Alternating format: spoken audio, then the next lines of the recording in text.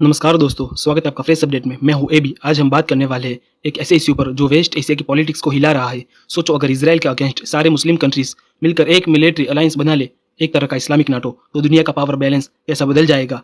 क्या ये सिर्फ एक सपना है या वाकई फ्यूचर की एक फोर्स बन सकता है? चलिए डिटेल्स में समझते हैं। सितंबर की शुरुआत में इसराइल ने कतर में एक हमास मीटिंग को टारगेट करके मिसाइल अटैक किया। ये सिर्फ एक मीटिंग पर स्ट्राइक नहीं थी, बल्कि इसने पूरे गल्फ कंट्री की सोच को हिला दिया। दोस्तों, गल्फ के देश जैसे कतर, यूएई, सऊदी अरबिया, ये सब एक चीज पर भरोसा करते थे कि अगर उनके पास अमेरिका के मिलिट्री बेस है, अगर वो बिलियन डॉलर के डील्स अमेरिका से करते हैं और अगर वो वाशिंगटन के साथ पॉलिटिकल पार्टनरशिप में है, तो कोई उनको छू भी नहीं सकता। लेकिन जब इसराइल ने डायरेक्टली दोहा में मिसाइल गिराई, जो कि कतर की राजधानी है और वहां पर अमेरिका का सबसे बड़ा एयरबेस भी है, जहां 10,000 से ज्यादा अमेरिका ट्रूप स्टैंड है, तब ये भरोसा बिल्कुल टूट गया। अब गल्फ के लीडर्स और लोग समझ गए हैं कि अमेरिका की सिक्योरिटी गारंटी उतनी मजबूत नहीं है जितनी वो सोचते थे।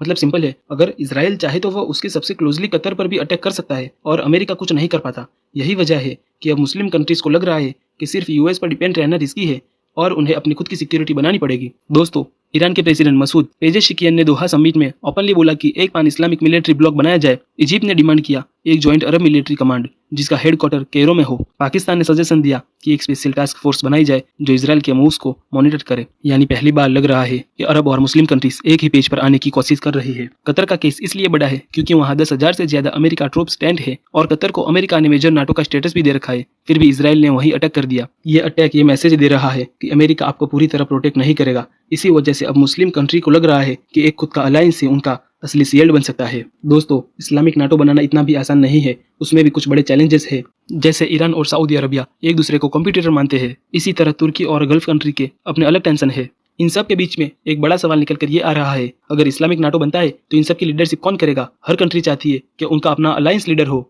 मुस्लिम कंट्रीज की अपनी अपनी अलग अलग प्रायोरिटीज है। हर मुस्लिम कंट्री की अलग इकोनॉमी और पॉलिटिकल नीड्स है। उनको एक प्लेटफॉर्म पर लाना बड़ा टफ है। यानी कि इस्लामिक नाटो का एक आइडिया, लेकिन ग्राउंड रियलिटी में डिफरेंसेस भी बहुत गहरे हैं। एक इस्लामिक नाटो अगर बन जाता है तो वेस्ट एशिया में पावर डायनेमिक पूरी तरह चेंज हो जाएगा। दोस्तों, आपको क्या लगता है? अपनी राय कमेंट्स में जरूर दे।